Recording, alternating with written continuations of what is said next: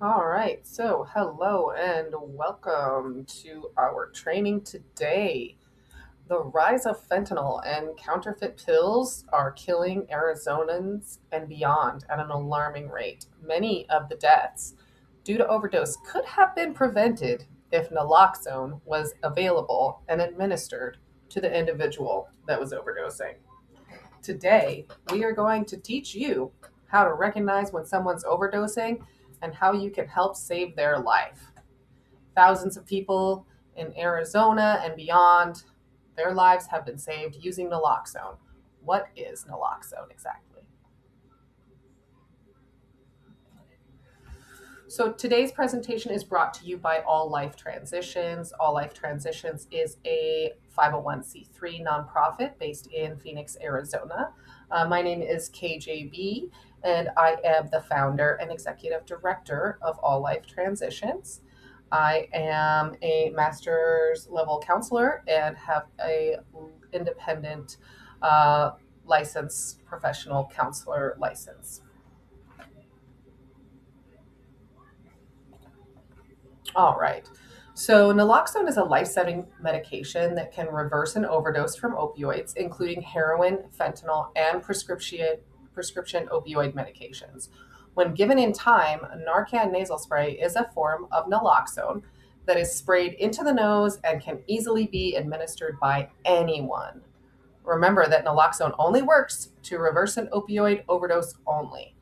Naloxone quickly reverses overdose by blocking the effects of opioids.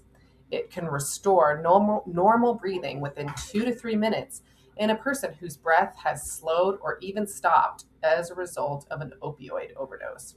Naloxoneaz.com offers information about naloxone and where to get it. On the site, you'll find a locator.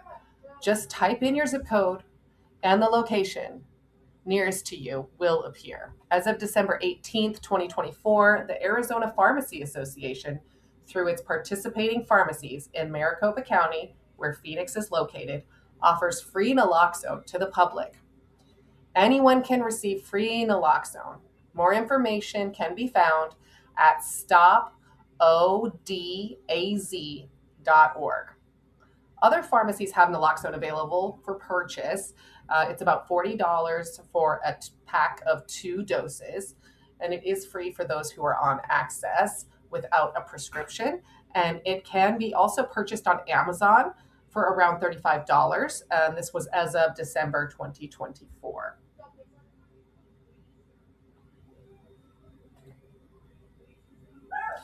Here you will see real life footage from a Tucson police officer delivering naloxone via Narcan nasal spray to save a life.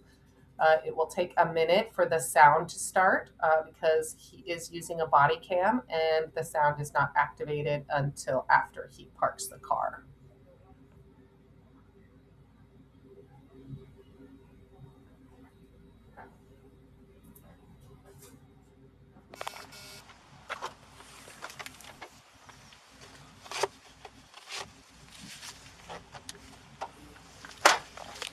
Hello?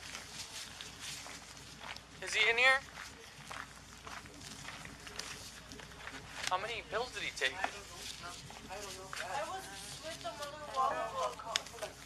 Was it oxycodone though, for sure? Do you guys know if he uses any type of heroin? Here, let me, go ahead and sit over here for me, okay? For sure it was, that's oxycodone? That was the bottle. Okay.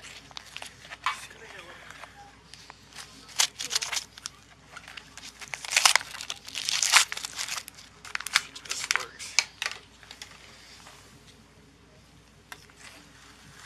Wake up, brother. It's the police. It's the police. You okay? 2 Adam 77.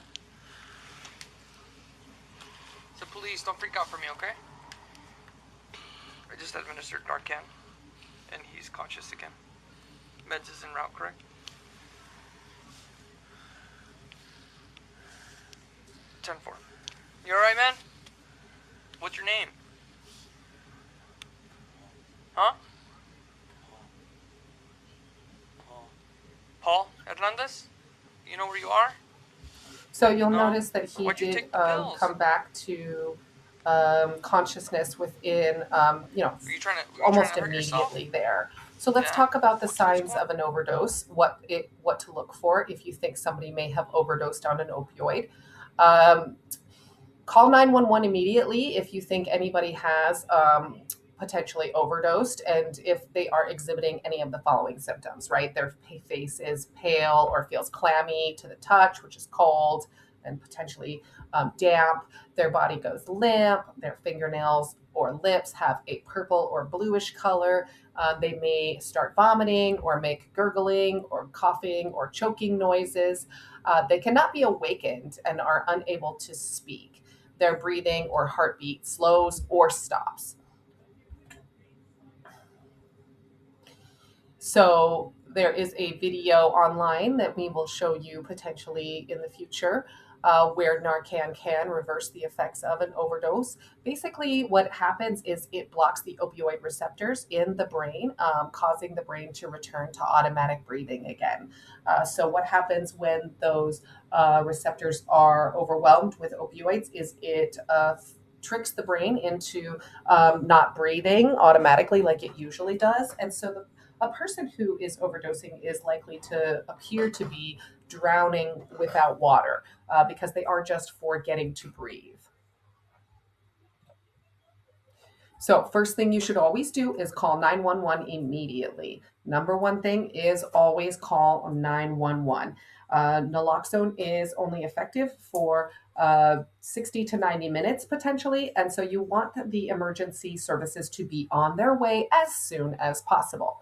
So here are some ways to check for responsiveness. You want to slightly shake the shoulder, give them a tap, perform a sternum rub. A sternum rub is in the middle of your chest right here.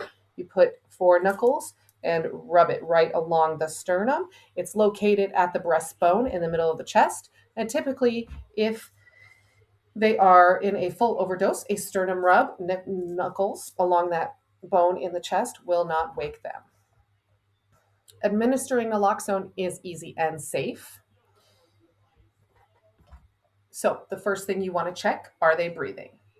Are you seeing the rise and fall of the chest, lungs going in and out with inflating with air? If you are trained in CPR, you should be familiar with look, listen, and feel, looking for the rise and fall of the chest, listening for the breathing sounds, and feeling for a pulse. If you are trained in CPR, all of this should only take a few seconds. I will talk more about the recovery position on the next slide. It may be hard to tell whether someone is or is not overdosing. If you aren't sure, treat it like an overdose anyway and administer naloxone if available. Although it's designed to reverse opioid overdoses, it is safe to administer to someone who is not overdosing on opioids, as it has very minimal side effects. So call 911, check for responsiveness, administer that naloxone if it is available. Are they breathing? If not, begin CPR, only if you're trained in CPR. Place the person in the recovery position once they start breathing again. If possible, stay with the person until emergency assistance arrives. If a person begins to breathe, roll her to her side into the recovery position until professional help arrives. Take the victim's arm closest to you and place it across her chest, under the chin. Extend the other arm above the victim's head. Take the victim's leg closest to you and bend it at the knee to prop it up. Roll the victim away from you. This position will help keep the victim's airway open and will allow fluids to drain from the mouth. Be sure to monitor the victim until help arrives.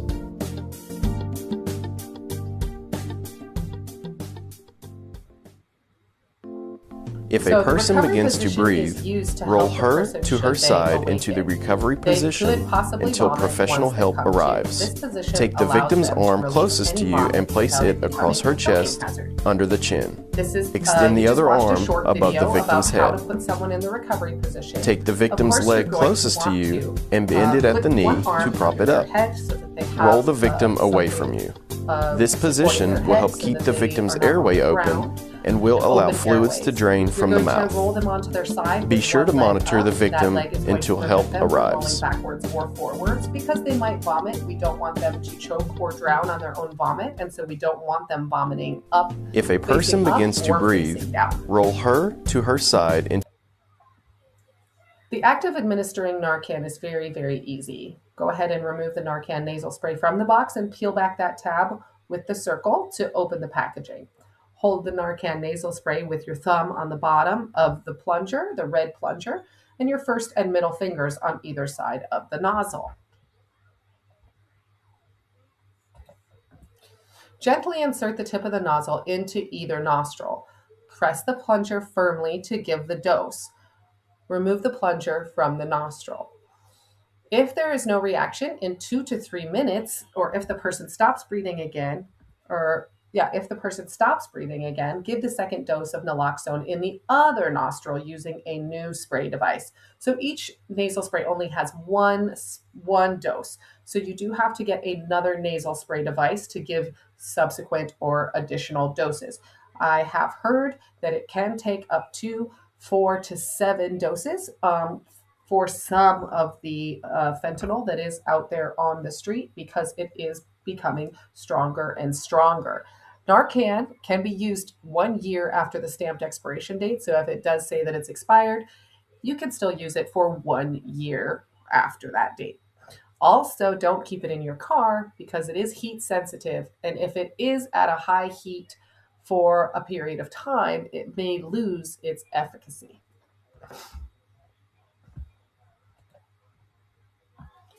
If they don't respond, again, you can use more than one dose of Narcan nasal spray if you have an additional doses with you.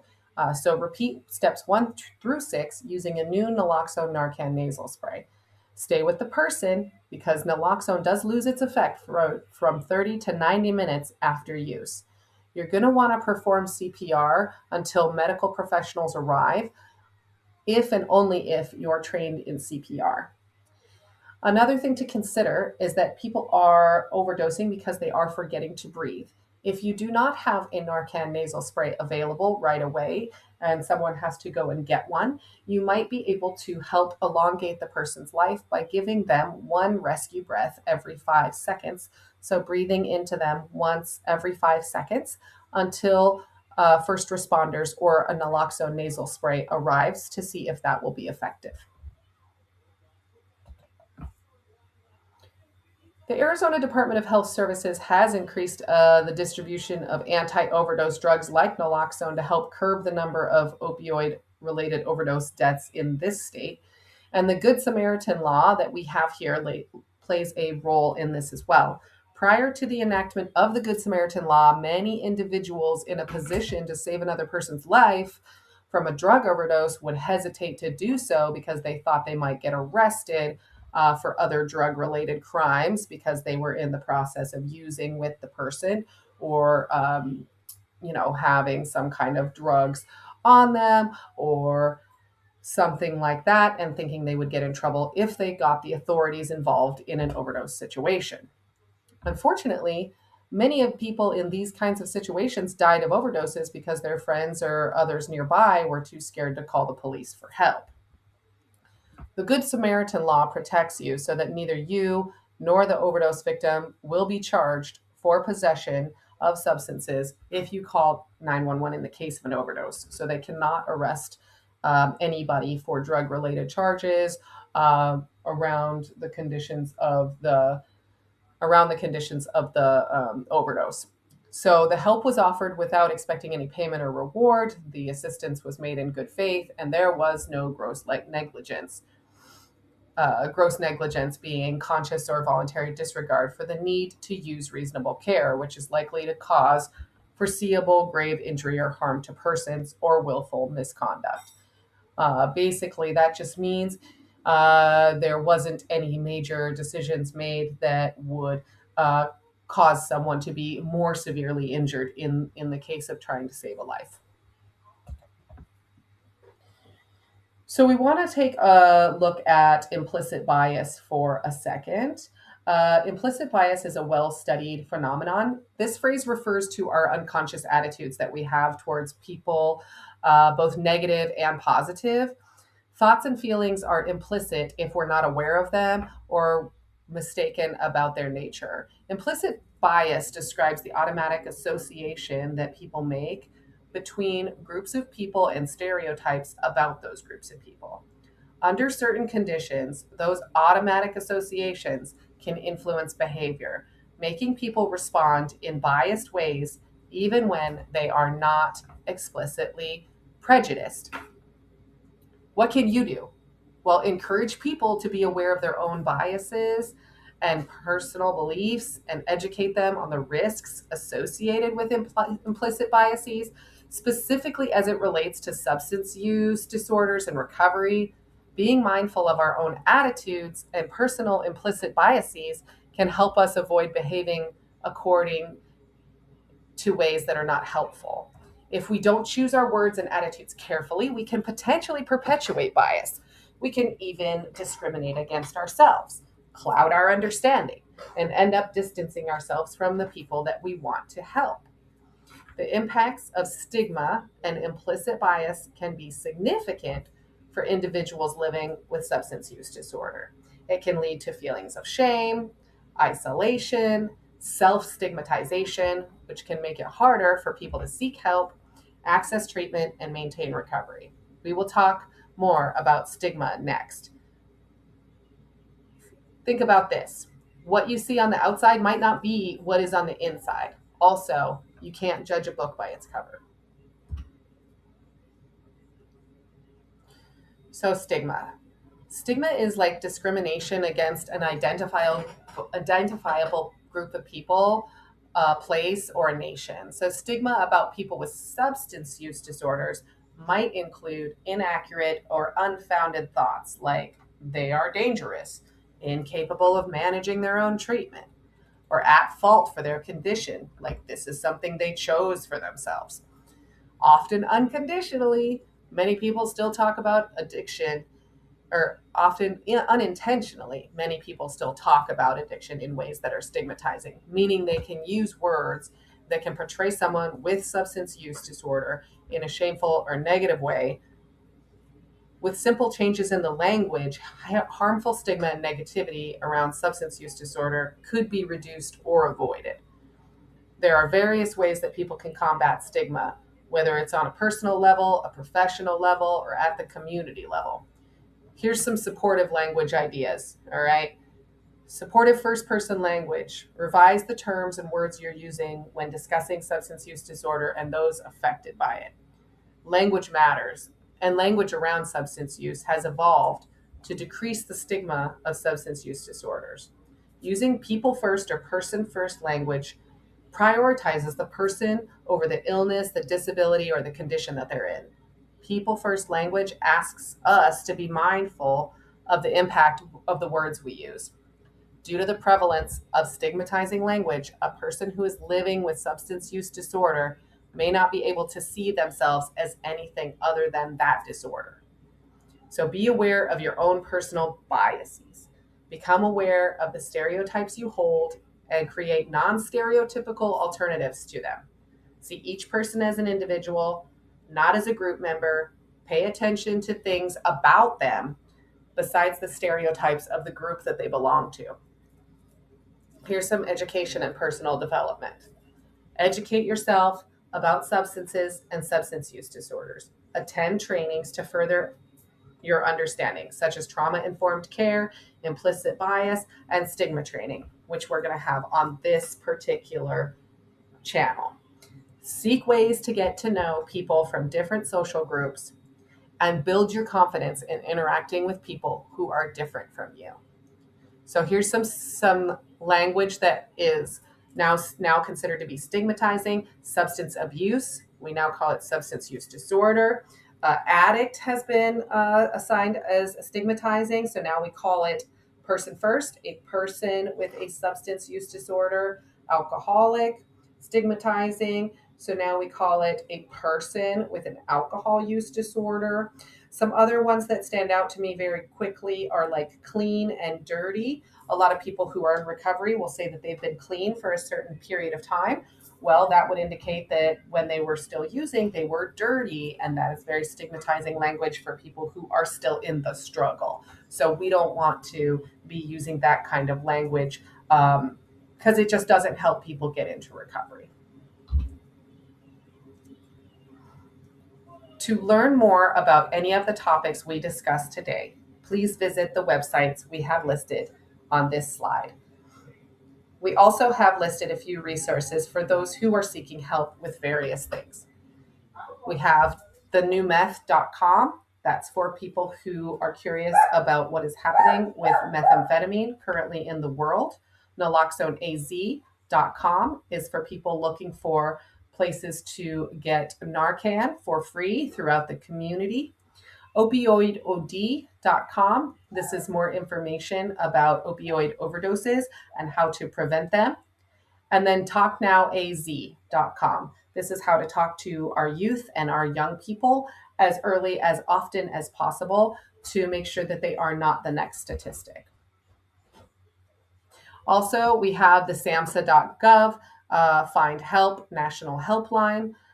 Visit findtreatment.gov if you need help, or call 1-800-662-HELP.